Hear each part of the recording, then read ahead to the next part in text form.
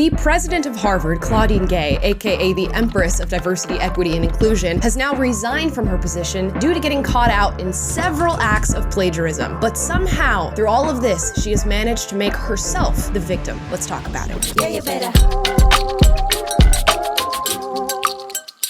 Yeah, you better.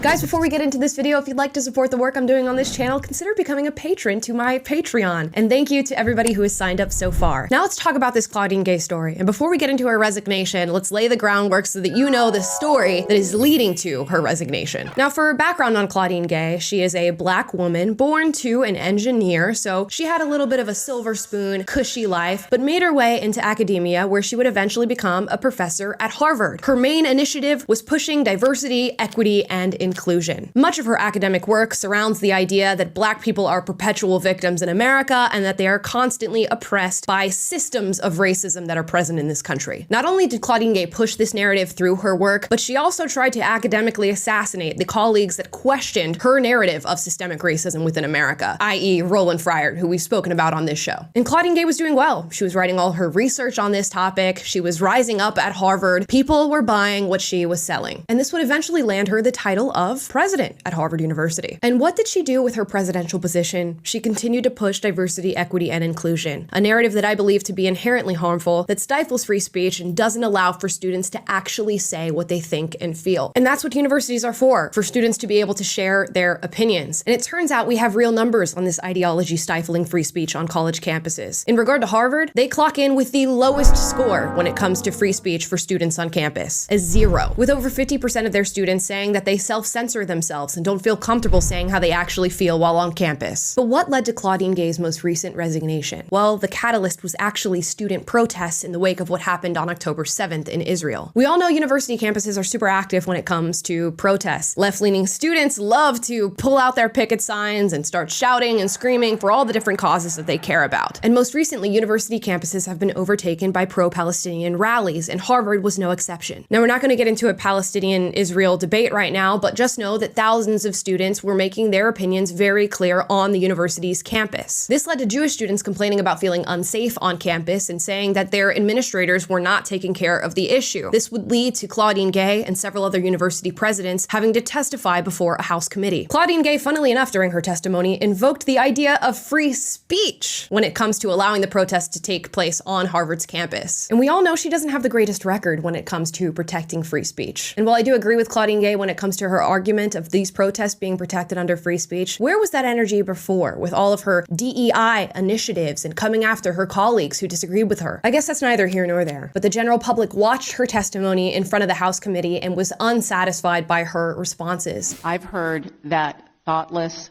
reckless, and hateful language on our campus. Yes. So based upon your testimony, you understand that this call for intifada is to commit genocide against the Jewish people in Israel and globally, correct? I will say again, that type of hateful speech is personally abhorrent to me. Do you believe that type of hateful speech is contrary to Harvard's code of conduct, or is it allowed at Harvard? It is at odds with the values of Harvard.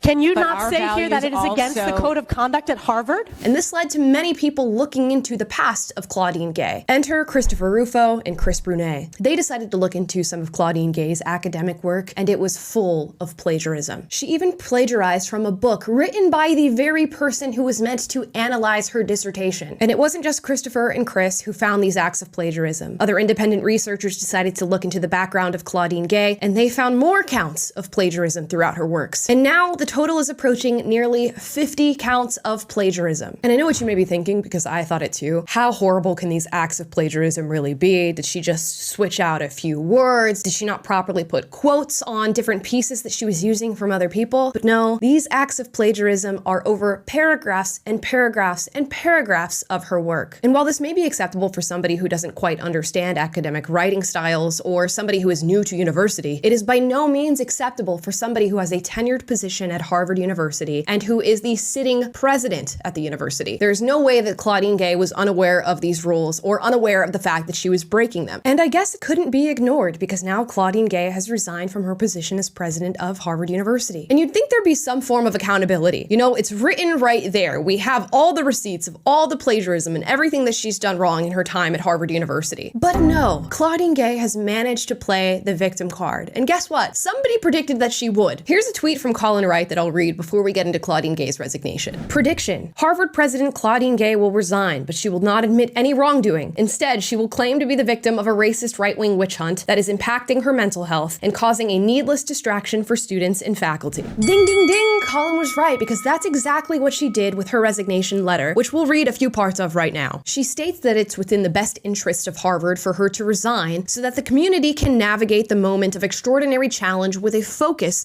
on the institution rather than any individual. So there's her saying that this is a distraction for students and faculty. She goes on to say that it has been distressing to have doubt cast on her commitments to confronting hate and upholding scholarly rigor, two bedrock values that she claims are fundamental to who she is. And it is frightening to be subjected to personal attacks and threats fueled by racial animus. So instead of taking accountability for her actions and saying, you know what, I committed several acts of plagiarism and I don't deserve to be the president of Harvard any longer, she instead blames it on bigoted racists who are coming after her because she's black. And she says that it's distressing in her resignation letter. And yeah, I bet it is distressing to get caught for something you've been getting away with your entire academic career. Well, well, well, if it isn't the consequences of my own actions. But in true diversity, equity, and inclusion fashion, she will find a way to make herself the victim in any circumstance. And because this entire country is sold on these lies of diversity, equity, and inclusion, other people are coming in to back her up on this. The Associated Press put out a tweet saying, Harvard president's resignation highlights new conservative weapon against colleges: plagiarism. I'm sorry, but how is this a conservative weapon? You know what would have protected Claudine Gay and secured her position as president of Harvard University? Never having plagiarized in the first place. That's what would have done that. And it's not just the Associated Press. The BBC also came out and said that Claudine Gay is just a casualty of the culture war. And luckily, these reputable news sources are being community noted to hell when it comes to being on X. The community note on the Associated Press tweet says plagiarism is a breach of rules at Harvard University. Claudine Gay was ultimately forced to resign for a series of breaches of this policy. And it's really as simple as that, but it doesn't stop there. Many people are claiming that the reason that Claudine Gay is being forced to resign is because she's black. Here's the tweet from Ibram X. Kendi. When a racist mob attacks a black person, it finds a seemingly legitimate reason for the attack and allows for it to accrue popular support and credibility, which allows the growing mob to deny they are attacking the person in this way because the person is black. So his claim is that nobody wants to see a black president of Harvard University, let alone a black female president of Harvard University. And instead of just being honest about their racial animus, as Claudine Gay would put it, towards her, they're just going to find acts of plagiarism in order to force her out of her position. We know that not to be true. But again, even if it was true, you know what would have saved Claudine Gay? Not having plagiarized. Let's be honest with ourselves. Nobody cares that the president of Harvard University is, or should I say was, a black female. What we care about is academic integrity. What we care about is the ideas that you foster on the university campus. What we care about is allowing for students to be able to practice free speech while under your leadership. And Claudine Gay had no academic integrity. She wasn't fostering good ideas at Harvard, and she wasn't allowing for students to practice free speech. And all of that is what ultimately led to her downfall. Not being black, not being female, not any other victim card that she's going to manage to pull as she tries to run PR on her resignation. And you know what? We shouldn't feel bad for her. Not in the slightest, especially when we consider the fact that she's still going to continue to rake in her $900,000 salary as she has a tenured position at Harvard University. What we should feel bad about is the fact that nobody involved in this scandal or surrounding this scandal has learned their lesson. They're continuing to push the race narrative. They're continuing to push the patriarchy narrative. And nobody has looked inward to take even a smidgen of accountability. And we even have people like Mark Lamont Hill tweeting this: the next president of Harvard University must be a black woman. It's so ridiculous to even think about that at this moment because we know what has led to this fallout. And yes, it's things like plagiarism. Yes, it's things like mishandling protests on your campus. Yes, it's things like not upholding free speech. But more so than anything, what foundationally led to Claudine Gay's resignation is identity politics. And in the wake of her resignation, we are calling for more of it. We're calling for yet another black woman being placed in the position of Harvard's president, not for her merit, but for her skin color and for her sex. sex. There is no doubt in my mind that this sort of identity politics is exactly what led to Claudine Gay becoming president of Harvard University. And let's check back in on that, because you know what it led to? The shortest tenure as president in university history. But let's ignore that, and let's ignore the causes, and just throw another black woman in there. And as I said before, Claudine Gay is no stranger to affirmative action. It seems as though she has been the beneficiary of affirmative action all throughout her academic career. And when you are constantly getting a leg up because you're black or because you're female, real accountability, real academic standards that you're being held to will feel like oppression to you, right? Because you're used to the silver spoon. You are used to being placed ahead of everybody due to your identity. And when that rug is pulled out from underneath you, it feels like you're being oppressed by systemic racism and racial animus. And I don't think we are going to learn from our mistakes here. So yes, Claudine Gay will go down in history as the first black president of Harvard University, but she will leave a stained record riddled with acts of plagiarism. It's almost as though we should have chosen the president of Harvard based on things like merit and values rather than skin color and sex. So yeah, we won a resignation here when it comes to Harvard, but I'm sure the cycle of wokeness and victimhood will continue because somehow Claudine Gay managed to make herself the victim in this situation, and I'm sure we'll get an equally woke president to take her place. But those are just my thoughts on the subject. Drop your thoughts in the comments down below. As always, I encourage healthy debate, so if you disagree, duke it out, but do so respectfully. And if you like this video, like, subscribe, click the notification bell to be notified every single time I post a video for you guys, which is every day, and I will see you next time. Bye, guys. Yeah, you better.